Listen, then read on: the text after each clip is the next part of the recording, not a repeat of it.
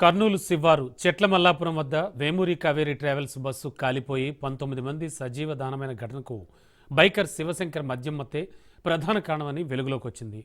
తాగిన మత్తులో ఉన్న శివశంకర్ జాతీయ రహదారిపై బైక్తో డివైడర్ను ఢీకొట్టి పడిపోయి మృతి చెందాడు.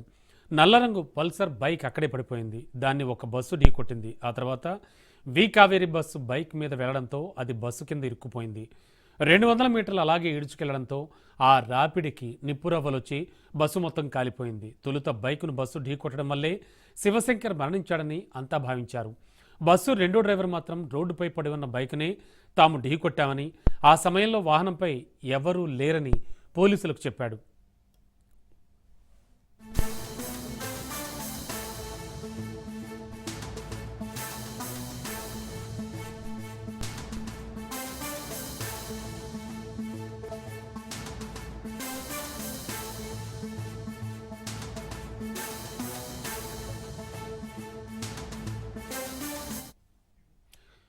ఆ దిశగా దర్యాప్తు చేసిన పోలీసులకు కీలక ఆధారాలు లభించాయి.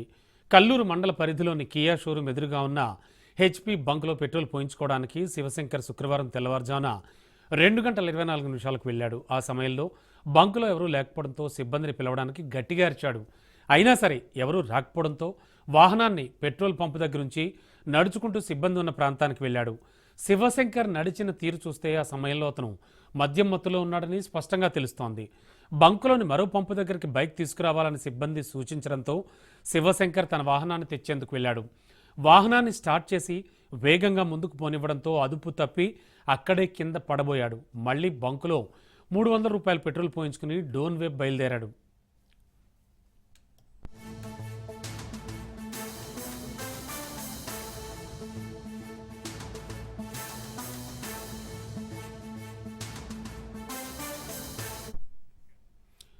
పెట్రోల్ బంక్లోకి బైక్ వచ్చేటప్పుడు దానిపై శివశంకర్ సహా మరో యువకుడు కూడా ఉన్నట్టుగా సీసీటీవీ ఫుటేజీల్లో కనబడింది. దీంతో ఆ యువకుడు గురించి పోలీసులు విచారణ చేయగా అతను తుగ్గలి మండలం రాంపల్లికి చెందిన ఎర్రిస్వామి అని తేలింది.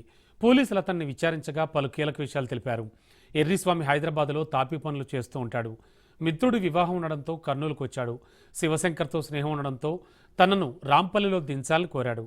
డోన్లో దించుతానని శివశంకర్ చెప్పాడని, దీంతో లక్ష్మీపురం నుంచి బయలుదేరామని పోలీసులకు వెల్లడించాడు.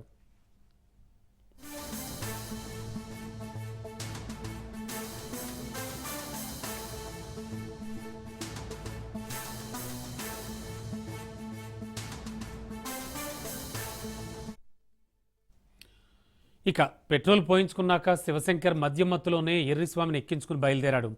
పల్సర్ వాహనం హెడ్లైట్ పనిచేయకపోవడంతో బ్లింకర్స్ వేసుకుని ముందుకెళ్లాడు. ఇష్టారాజ్యంగా వాహనం నడిపి జాతీయ రహదారిపై డివైడర్ను వేగంగా ఢీకొట్టాడని ఎర్రిస్వామి పోలీసులకు తెలిపాడు. శివశంకర్ తీవ్ర గాయాలతో రోడ్డుపై పడిపోగా తాను పక్కకి లాగి చూస్తే అతను చనిపోయినట్లు నిర్ధారణ అయిందని వివరించాడు. ఆ ప్రమాదంలో తాను ఉండడంతో స్వల్ప గాయాలయ్యాయని చెప్పాడు.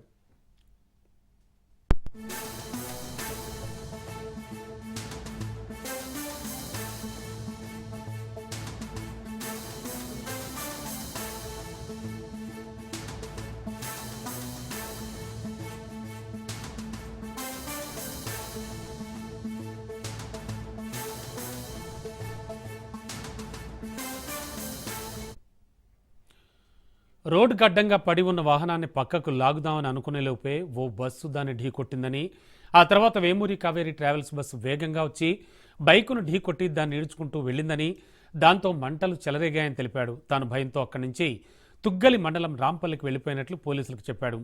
కేసు దర్యాప్తులో భాగంగా డీఎస్పీ వెంకట్రామయ్య ఎర్రిస్వామిని ఘటనాస్థలికి తీసుకెళ్లి విచారణ చేశారు.